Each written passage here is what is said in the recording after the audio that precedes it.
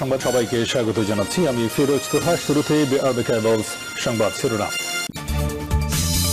Reserve পাচারে আমেরিকার আদালতে জয় হাসিনার বিচার শুরু। সবশেষে দেখবেন এক হলো 34টি সদস্য দেশ, থাকছে পিনাকি ভট্টাচার্যের বিশেষ প্রতিবেদনে। এতক্ষণ শুনছিলেন সংবাদ শিরোনাম, এখন থাকছে বিস্তারিত। পিনাকি ভট্টাচার্য বলেন, জানুয়ারি সংসদীয় নির্বাচনের মধ্য দিয়ে বাংলাদেশকে একটি একদলের আধিপত্যবাদী রাজনৈতিক ব্যবস্থার দেশে রূপান্তরিত হয়েছে।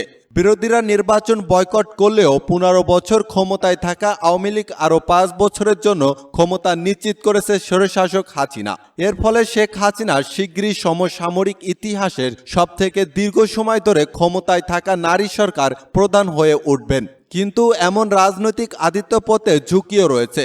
সারা বিশ্বে এই একদলীয় আধিপত্যবাদের রাজনৈতিক ব্যবস্থাপনায় এমন সব রোগের বিকাশ ঘটায় যা দেশের শাসন ব্যবস্থার ক্ষতি করে। হাসিনা ভাবছে ভারত হয়তো সারা জীবন তারে বাঁচাবে, কিন্তু তা হবে না। স্বার্থের টান পড়লেই মধ্যসাগরে ডুব দিয়ে নিজের পথ মাপবে ইন্ডিয়া, যার প্রভাব ইতিমধ্যে লক্ষ্য করা যাচ্ছে।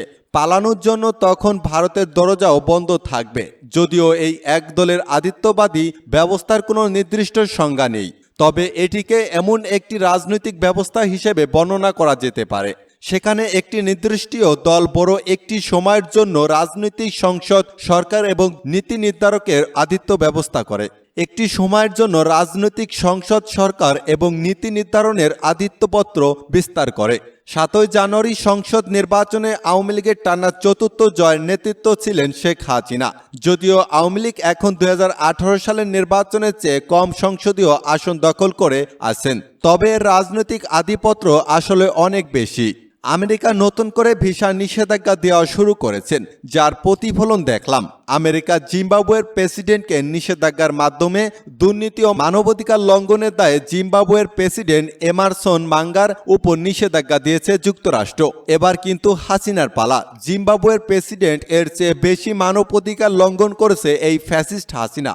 এই সময় পিনাকি ভট্টাচার্য আরও বলেন, গত 3টি সাধারণ নির্বাচনের মধ্যে এবার একটি সহ মোট 2টি নির্বাচন বয়কট করেছে বাংলাদেশ জাতীয়তাবাদী দল বিএনপি। নির্বাচনে বিএনপি সদস্যদের যোগদানে পরাজিত করতে এবং পার্লামেন্টে আওয়ামী লীগের ছাড়াও অন্য ব্যানারে প্রতিদ্বন্দ্বীদের অংশগ্রহণ নিশ্চিত করতে কিছু আসনে তার সদস্যদের দলের বিরুদ্ধে স্বতন্ত্র হিসেবে নির্বাচনে দাঁড়ানোর নির্দেশ দিয়েছিল আওয়ামী লীগ। আওয়ামী লীগকে ঘিরে বাংলাদেশের দলীয় ব্যবস্থা এক দলেরও বেশি সময় ধরে গড়ে উঠেছে। 2011 সালে দলটি তত্ত্বাবধায়ক ব্যবস্থাপনার অপসারণ করে। এ কারণে বিএনপি 2014 সালের নির্বাচন বয়কট করে। ওই সংসদের প্রকৃত বিরোধী দল ছিল না। 2018 সালে বিএনপি জোট নির্বাচনে অনিয়মের মধ্যে শুধুমাত্র 8টি আসন জিতেছিল। বিএনপির নির্বাচিত সদস্যদের একটি ছোট দল 4 বছর পর পদত্যাগ করে। বিরোধী দল ছাড়াই সংসদ চলে। বাংলাদেশে বিরোধীহীন রাজনীতি তার আন্তর্জাতিক খ্যাতি এবং দেশের অভ্যন্তরে বৈধতার বড় ক্ষতি করেছে। এটি স্বীকার করে আওয়ামী লীগ 2013 সালে জোর দিয়ে বলেছিল, আগামী সংসদ নির্বাচন অবাধ ও সুষ্ঠু হবে। তবে নির্বাচনে অনিয়ম, বিচারিক হয়রানির কথা উল্লেখ করে বিএনপি আওয়ামী লীগের আশ্বাসে বিশ্বাস করেনি।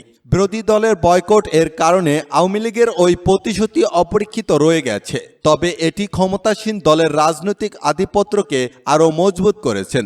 আওয়ামী লীগ অবশ্যই ক্ষমতা ধরে রাখতে চেয়েছিল, তবে জানুয়ারি সংসদ নির্বাচনের একতরফা প্রক্রিয়া এবং এর ফলাফল, যেখানে অল্প কিছু মানুষ ভোট দিতে গিয়েছিলেন, ক্ষমতাসীন দলটিকে তার অঙ্গরাজ্য অনুযায়ী প্রতিদ্বন্দ্বী ম্যান্ডেট প্রদান করেনি। পিনাকি ভট্টাচার্য বলেন, জাতিসংঘের খেলা শুরু হয়ে গেছে। নীল নকশার নির্বাচন ও হাসিনার স্বৈরশাসন নিয়ে আন্তর্জাতিকভাবে এবার হাসিনাকে পিস্ট করেছেন।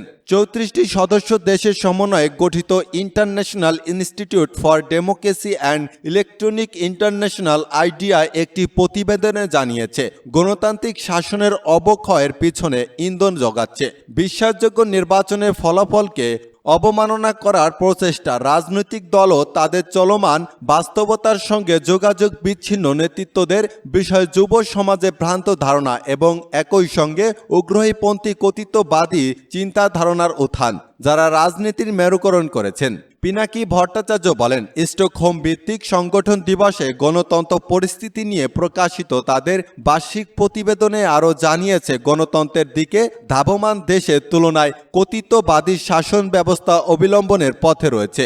এরকম দেশের সংখ্যা দ্বিগুণেরও বেশি। এছাড়া সারা বিশ্বের ক্ষমতাসীন কর্তৃত্ববাদী শাসকরা তাদের শোষণের মাত্রা আরও বাড়িয়েছে এবং এ বিষয়ে গভীর পরবর্তী বছরগুলোর রেকর্ড সবচেয়ে খারাপ। রিপোর্ট অনুযায়ী এশিয়া ও প্রশান্ত মহাসাগরীয় অঞ্চলে গণতন্ত্র দুর্বল হচ্ছে এবং কর্তৃত্ববাদ আরও শক্তিশালী হচ্ছে।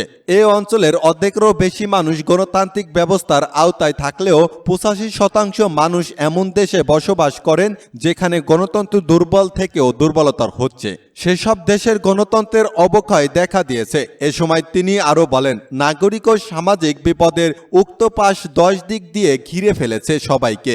এরই মাঝে নিশ্চিত রাজনীতি উত্তপ্ত হয়, মাঝে মাঝে যা দৃশ্যমান হয় বল প্রয়োগ ও প্রতিবাদ। দৃষ্টান্তরূপ গণতন্ত্র মঞ্চের সামনে আনা যেতে পারে, যাদের নাম সর্বস্ত রাজনৈতিক জোট না বলেও ঢাকা ভিত্তিক সংগঠন বলাই যায়। মঞ্চের জনশক্তি গণমাধ্যমের শীর্ষ শিরোনামের আসার মতো নয়। তাদেরকে শিরোনামে নিয়ে এসেছে একটি বল প্রয়োগের ঘটনা। চাপ সৃষ্টি করা হয়েছে তাদের কর্মসূচিতে বাধা দিয়ে।